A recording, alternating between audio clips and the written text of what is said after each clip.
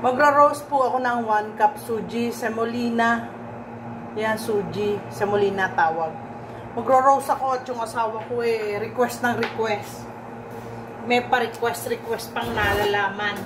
Oh, sige, pagluto natin siya. Etong suji, no? I-roast natin yan hanggang maging brown na ang kulay. Hindi natin siya titigilan maghalo hanggang hindi siya nagba-brown. Kailangan maging brown siya.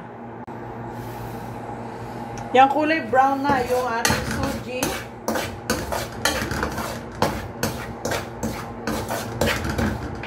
Okay na to. Lilipat ko na sa mangkok.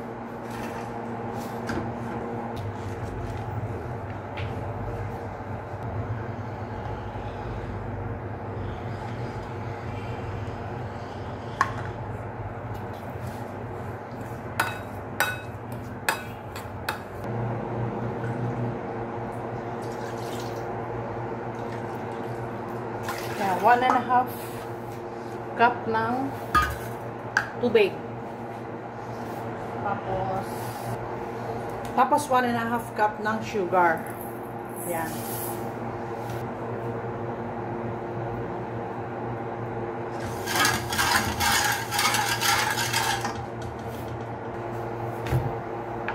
Ayan, papakuluin na natin yan. Tutunawin natin.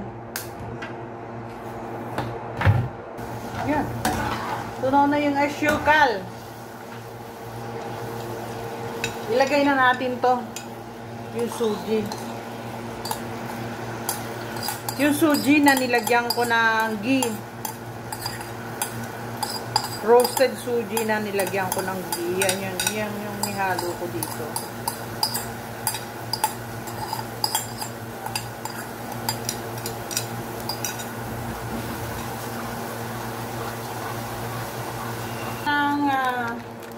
Pasas. Wala akong nuts. Otherwise, kung may nuts, ganda. Pero wala na akong nuts eh. Tapos lagyan ko pa siya ng butter.